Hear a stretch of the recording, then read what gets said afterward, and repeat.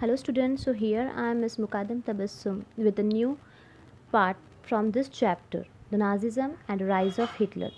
Last video में हम लोगों ने the effect of the war देखे थे और पॉलिटिकल रेडियलिज्म एंड इकोनॉमिक क्राइसिस देखे थे। आज के इस वीडियो में हम उसी के पार्ट में से एक नया पॉइंट देखेंगे, that is the year of depression. अभी इस ईयर ऑफ डिप्रेशन को मैंने 2 पार्ट्स में डिवाइड किया है, तो आज हम लोग एक पार्ट पहले सीखेंगे कि पहला जो डिप्रेशन मूवमेंट हुआ था वो कहाँ से स्टार्ट हुआ था और कैसे स्टार्ट हुआ था।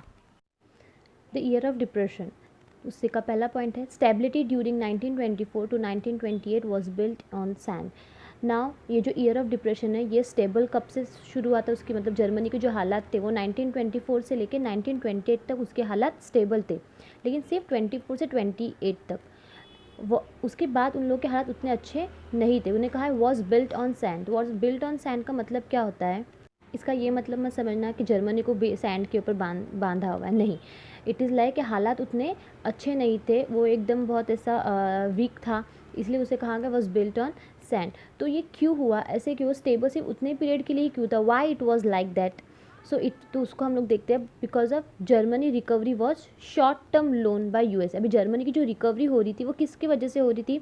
ओनली बिकॉज ऑफ यूएसए, क्योंकि यूएसए उनको लोन दे रहा था। हम लोगों ने लास्ट के पॉइंट में देखा था, लास्ट वीडियो में, कि $4 का प्लान उन्होंने स्टार्ट किया था, डॉज का प्लान, और उससे वो उनको सिंपैथी आई थी यूएस को जर्मनी पे, और वो उनकी हेल्प करने के लिए स्टार्ट कर दी थी। लेकिन वो भी जो हेल्प थी वो शॉर्ट टर्म तक ही थी, क्योंकि यूएसए सिर्फ शॉर्ट टर्म तक ही लोन दे पाया। अब आपको सवाल आता होगा कि सिर्फ शॉर्ट टर्म तक ही लोन क्यों दिया, वो आगे भी उन्होंने क्यों नहीं दिया, उन्होंने लोन देना बंद क्यों किया? तो ऑब्वियसली अगर यूएसए के खुद के हालात अच्छे नहीं होंगे, उनकी खुद की इकोनॉमी अगर बुरी तरह से हार्श तरीके से अगर ख़राब हुई होगी, तो वो खुद के पास पैसे नहीं है तो वो जर्मनी को क्या देगी? तो हम लोग वही देखेंगे कि यूएसए की इकोनॉमी पे क्या फ़र्क पड़ा था। फर्स्ट पॉइंट उसी में का है, वॉल स्ट्रीट एक्सचेंज क्रैश्ड इन 1929। तो वॉल स्ट्रीट एक्सचेंज क्रैश का मतलब क्या होता है? वर्ल्ड का बड़ा स्टॉक जो होता है वो एक्सचेंज होता है, जैसे कि शेयर मार्केट्स होते हैं, तो शेयर में लोग अपने शेयर्स लगाते हैं, अपने मतलब अपना पैसा लगाते हैं। तो इसका क्या था, उसमें बहुत लोगों ने पैसे लगाए थे, लेकिन वो जो था वो एक तरह से 1929 में उसके ऊपर बहुत बड़ा इफेक्ट पड़ा था, क्योंकि लोग बहुत डर गए थे। जैसे लोग देखते थे कि यूएसए लोन दिए जा रहा है जर्मनी को, तो उनको, और ये वॉर भी हुए थे, तो उसमें यूरोप भी बहुत बुरी तरह से इकोनॉमिक क्राइसिस झेल रहा था।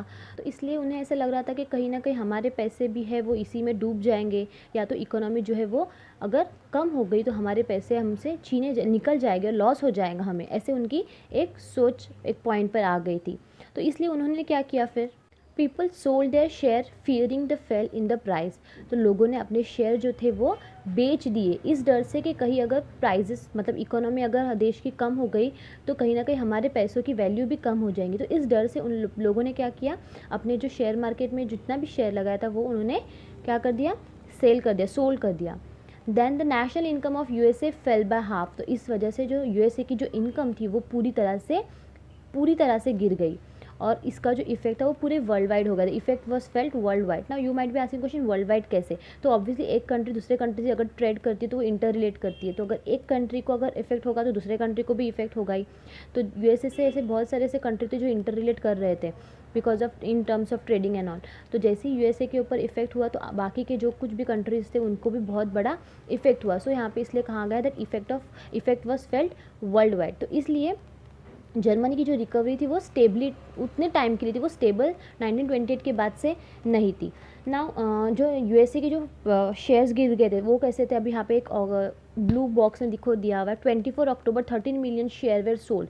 मतलब 24 अक्टूबर को 13 million share were sold. 13 million पैसा नहीं गया था, हाँ, 13 मिलियन शेयर। अभी 13 मिलियन मतलब कितना हुआ? 1,30,00,000, मतलब 1,30,00,000 शेयर। सपोज अगर आप देखो, इन केस अगर एक शेयर अगर 10 रुपीज़ का है तो आप कैलकुलेट करो कि एक शेयर अगर 10 रुपीज़ का है तो 1,30,00,000 शेयर कितने हुए, मतलब कितना सारा पैसा था। और इतने पैसों से उन लोगों ने सोल्ड किए, तो ऑब्वियसली इसी का लॉस तो होने ही वाला है। तो इस तरह से यूएसए पूरी तरह से लॉस में चला गया और उसकी जो इकोनॉमी थी वो पूरी तरह से हिल गई थी, और इसलिए सिर्फ यूएसए ने लोन देना स्टॉप कर दिया था, और ये जर्मनी का जो भी स्टेबिलिटी थी वो कुछ ही टाइम के लिए था। और उसके बाद जो जर्मनी के ऊपर बहुत बुरा इम्पैक्ट पड़ा था वो हम हमारे आने वाले नेक्स्ट वीडियो में देखेंगे कि ईयर ऑफ डिप्रेशन 2 का जो पार्ट है उसमें हम लोग देखेंगे कि जर्मनी के ऊपर क्या इम्पैक्ट इसका पड़ा था। तो आप इस वीडियो को बहुत ध्यान से देखो। मैंने हर एक एक पॉइंट का आपको स्लाइड टू स्लाइड दिखाया है, जिसमें आपको पॉइंट से मैंने आपके इसमें कवर अप किया है। You can use this point as to write your answers also. So if you like this video, press a like button and subscribe my channel. Thank you my students.